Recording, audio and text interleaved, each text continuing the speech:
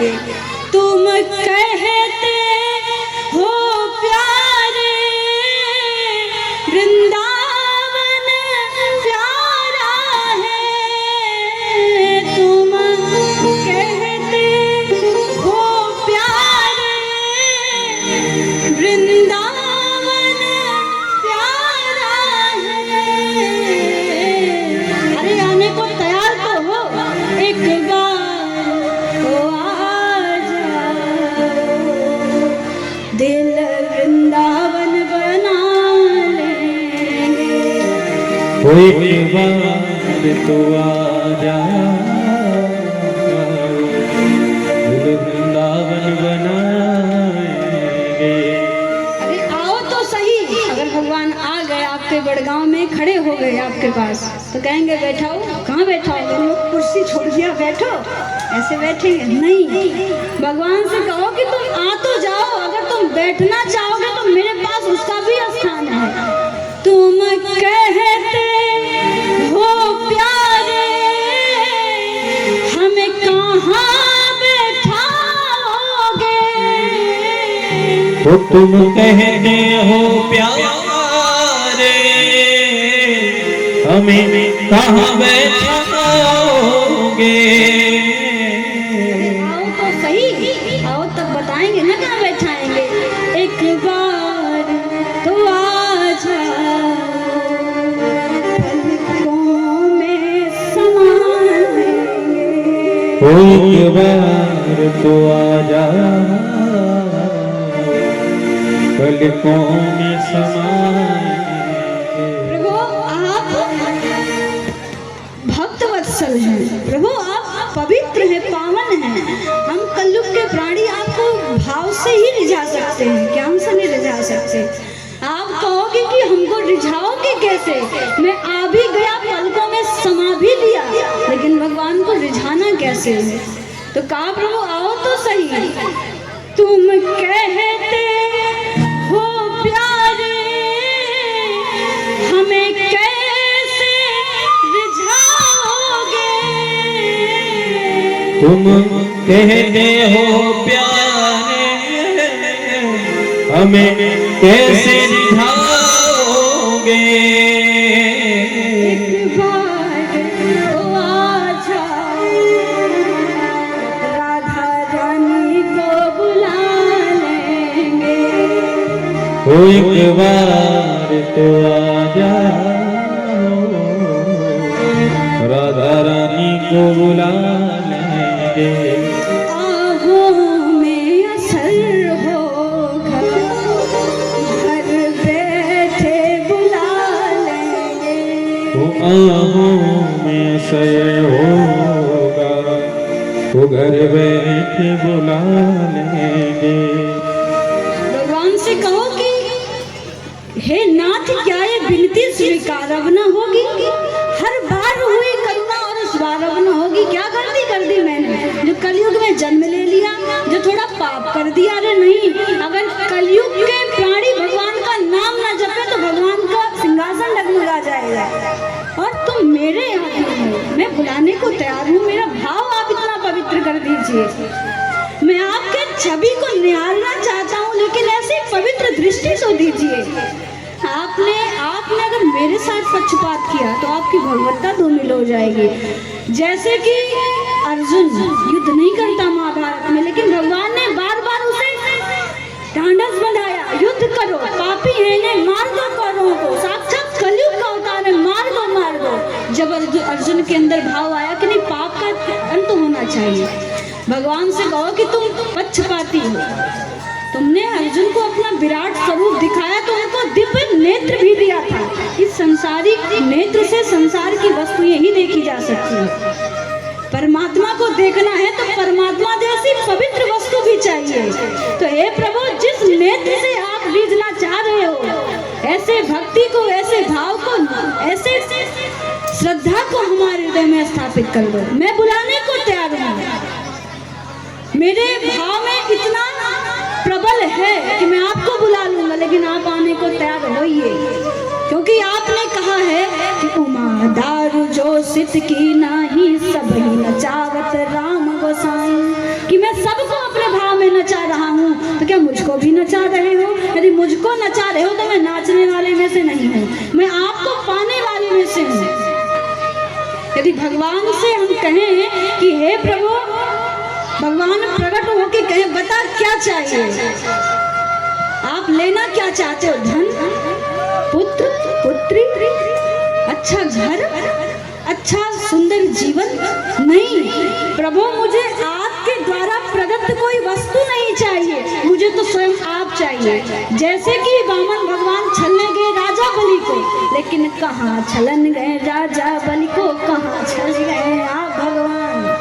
राजा बलि ने कहा ठीक है, आज तुम हमको छल रहे हो, अब मैं तुमको छल रहा हूँ कि तुम, मैं जहाँ जहाँ भी देखूँ तुम खड़े होके दर्शन दो मुझे और छलो। तो भगवान से कहो कि मैं, आपने मुझे जैसे नचा रहे हो मैं नाचने को तैयार हूँ, लेकिन मेरे इस नृत्य पे आप प्रसन्न हो ना। मैं नाचने को तैयार हूँ लेकिन कंठ आपका होगा, भजन आपका होगा। ऐसे भाव को रखो उनके सामने, याद कराओ इनकी लीला को। कहाँ चली गई आपकी भगवत्ता? क्या अब नहीं आओगे?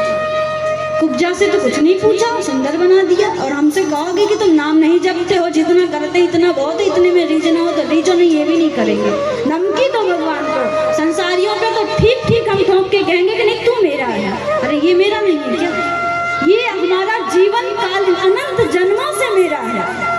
हमें समझना चाहिए कि जाने के बाद एक यही परमात्मा मिलेगा हमको वहाँ पे। अगर हमारा कर्म अच्छा होगा तो यमराज जी से जाकर के गा करके कहेगा कि नहीं इसने नाम लिया मेरा, इसने मुझे एक बार हृदय से भजा है, अरे इससे कोई रिश्ता बनाइए। ऐसे दयालु नाथ से रिश्ता बनाइए, मिलता रहेगा दास को जो सुख भी पाइए। ऐसा करिश्मा होगा जो हुआ कभी नहीं, ऐसा करिश्मा भगवान करेंगे जो किसी पे नहीं हुआ होगा। तो भगवान को उनकी लीला को याद कराओ, जभी तो बार बार। अच्छा, भागवत कथा बार बार क्यों होती है? सारे समाज में भागवत कथा ही क्यों चल रही है? क्योंकि इनमें गोविंद की गुणानुवादों को गाया गया है। वो समझे तो भक्त हमको बार बार पुकार रहा है। वैसे तो कहते हो कि न जाने कौन से गुण पे कन्हैया रिझ जाते हैं, यही सब भक्त कहते हैं, यही हम सब सुनाते हैं। कहा कि तुम कहते हो कि मैं अपने चरित्र से रीझता हूँ। श्रवण मंगलम श्रीमदाततम, तो मैं आपका श्रवण कर रहा हूँ, आप मेरे जीवन का मंगल करिए ना। आपका तो नाम मंगल भवन मंगल हारी, उमा सहित जय जपत पुरारी। यही नहीं, भगवान शंकर भी, भगवान शंकर से भी कहो कि तुम ज्यादा संघार करता न बनो, पक्ष में खड़े होके कहो, क्योंकि भगवान शंकर ने ऐसा कहा है, उमा कहूँ मैं अनुभव अपना सक, हरि भजन जगत सब सपना। तो हरि का भजन कर रहा हूँ, तो हरि का भजन कर, हरि है हमारा। तो हरि का भजन करेंगे तो परमात्मा तो हमारा है। परमात्मा से ठोस ऐसा कोई रिश्ता बना लो कि कोई पूछे कि भगवान आपके कौन है, तो उन सोचना ना पड़े कि क्या कहें भगवान है। भगवान तो एक अलमारी में बंद हो जाते हैं, सुबह शाम अगरबत्ती भोग लगा दिया, भगवान बंद। लेकिन नहीं, हम लड्डू गोपाल की सेवा भी कर रहे हैं ठाकुर जी से, तो ऐसा ना करें। आज तो ठाकुर जी की दुर्दशा हो गई है, जहाँ भी देखो ठाकुर जी पवित्र अवस्था में, अपवित्र अवस्था में। साधारण है क्या ये परम पिता परमात्मा है। जैसे भाव रखोगे वैसे ही फल देंगे। जैसे हम घर में अपने बच्चों का भरण पोषण करते हैं, वैसे इनका करेंगे जब ही करेंगे, जब हम इनको सजाएंगे, जब हमको ये सजाएंगे। किसी ने कहा कि देवी जी चलो ना हमारे मंदिर, यहाँ की बात नहीं है, अगली कथा में गए, बोले देवी जी चलो हमारे मंदिर, आपको ठाकुर जी का दर्शन करें। मैंने कहा चलो। घर तो बहुत अच्छा बना है, लेकिन जब उनके मंदिर में प्रवेश किया तो घर की चित्रकारी तो बहुत बढ़िया है, लेकिन जब उनके मंदिर में गई तो ठाकुर जी फटे पुराने वस्त्र पहन करके बैठे हैं। दुख ऐसा हुआ कि मैं ठाकुर जी हैं, अरे तुम्हारे घर के राजा हैं, राजा को सजा करके रखना चाहिए। राजा का वेश भी राजा जैसा होना चाहिए। कोई अगर राजा अपने घर का इनको बना करके रखे हैं, फटे कपड़े पहना के रखे हैं, तो वस्त्र भी हमारी शिक्षा का उदाहरण देते हैं, हमारे आचरण का उदाहरण देते हैं। वस्त्र भी जीवन में बहुत महत्वपूर्ण है। ठाकुर जी का वेश ही खराब कर दिया, मैंने कि बहुत अच्छा आपका घर, भगवान करे ऐसे ही रहे। तो ठाकुर जी को तो कम से कम सजा के रखो, रखने के बाद भी ये भावना बनाओ कि ये परमात्मा, इनको हर जगह नहीं ले जा सकते हम कि उठाया निकल लिए, नहीं, पवित्र स्थान पे ले जा सकते हैं। कोई घर में ना हो जब हम इनको छोड़ के लेके जा सकते हैं, जहाँ तक वो इनको पवित्रता से इनकी सेवा करनी चाहिए, जब भी तो जीवन में पवित्रता आएगी। तो माता जी देवती माँ, मैं आपको यही कहता हूँ कि सच्चे साधुओं का संग करो, भगवान की स्मृति को करो। हरि स्मृति सर्व विभक्त मोक्षदायक है। भगवान की स्मृति सारी विपत्तियों को नष्ट करने वाली है। बोलिए कपिल भगवान की। कपिलोपाख्यान 8 अध्यायों में गाया गया। अब राजा परीक्षित ने पूछा कि कपिल भगवान तो देवहूति के पुत्र हो गए, मनु महाराज की मझली पुत्री के वंशजों का वर्णन तो तुमने सुना दिया, लेकिन क्या तुम यह भी सुना सकते हो मुझे कि जो उनकी पुत्री आकुति बड़ी थी उनका क्या हुआ? तो उनका यही हुआ कि उनका विवाह रुचि प्रजापति के साथ हुआ। मनु महाराज की सबसे बड़ी पुत्री आकुति थी, और आकुति के गर्भ से भगवान यज्ञ प्रकट हुए, और यज्ञ का विवाह दक्षिणा से हुआ। इसलिए कहा कि यज्ञ बिना दक्षिणा के अधूरी है, यज्ञ करो तो दक्षिणा जरूर दो। भगवान यज्ञ के द्वारा माँ आकुति के परिवार का संचार हुआ। राजा परीक्षित ने कहा जरा यह बता दो कि प्रसूति का क्या हुआ,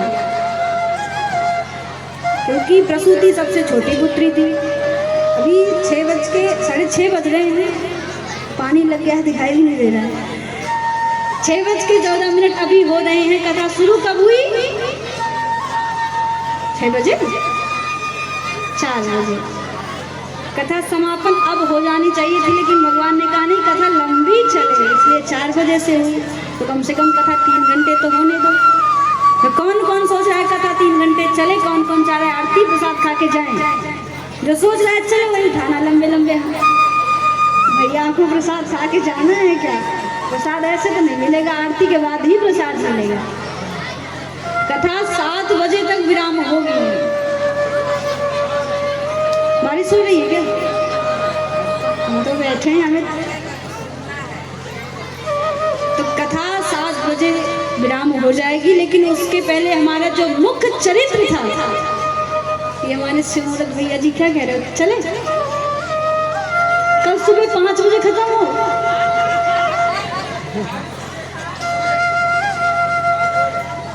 क्योंकि भाई वक्ता जब ही कथा कह पाता है जब अच्छे से ग्रहण करने वाला श्रोता बैठा हो, अच्छा श्रोता हो। जब ही वक्ता सोचता है मैं कितनी बातें कह जाऊं, कितना भाव हृदय में भर के जाऊं कि वो व्यक्ति भगवान का हो जाए।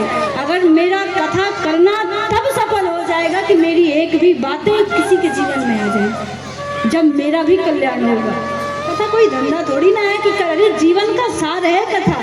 आसान नहीं है कोई भी कथावाचक बन जाए, कोई कुछ भी कर ले जाए। कथा जीवन है, जिस पे ठाकुर जी कृपा करते हैं उसी के जीवन में कथा प्रवेश करती है। क्योंकि पहले हमने बताया ना कि भगवान ऐसे मानवों को कभी नहीं छोड़ते हैं। मत कथा वाचकम नित्यम मत कथा श्रवणे रतम मत कथा प्रीत मनसम नाहम प्रक्षामि तम नरम। तो आप कथा को श्रवण कर रहे हैं, भगवान आपको कभी छोड़ेंगे भी नहीं। हो गया कल्याण। अब तो ज़्यादा सुन रहे हैं, कल्याण तो हमारा सुनिश्चित है, लेकिन अच्छी बात को, अच्छी कथा को श्रवण करना चाहिए। तो कहा कि तुमने देवहूति का चरित्र सुनाया, आकुति का चरित्र सुनाया कि यज्ञ दक्षिणा के द्वारा उनका परिवार आगे बढ़ा। अब जरा हमको यह बता दो कि प्रसूति की क्या स्थिति थी, प्रसूति के वंशजों के बारे में बताओ। तो कहा प्रसूति का विवाह दक्ष प्रजापति के साथ हुआ, और जब दक्ष प्रजापति के साथ हुआ तो उनकी 16 संतानें हुई, 16 कन्याएं हुई। 16 में से 13 तो धर्म को ब्याह दी गई, 3 बची स्वाहा स्वधा सती। तो स्वाहा तो अग्नि को ब्याह दी गई, स्वधा पितरों को ब्याह दी गई, और जो सबसे छोटी बेटी सती बची वो भगवान शंकर को ब्याह दी गई। परीक्षित जी ने कहा रुको तो सही, जरा ये बता दो कि भगवान शंकर का वंश क्यों नहीं बढ़ा? हम ये सुनते हैं कि हम मानवीय संतान हैं, लेकिन हम यह जानना चाहते हैं, जैसे भगवान श्री राम के चरित्र को सुनेंगे तो समझेंगे ना कि भगवान के वंश को बढ़ाने के लिए लौह अनेक सारे राजा हुए सूर्यवंश को बढ़ाने के लिए।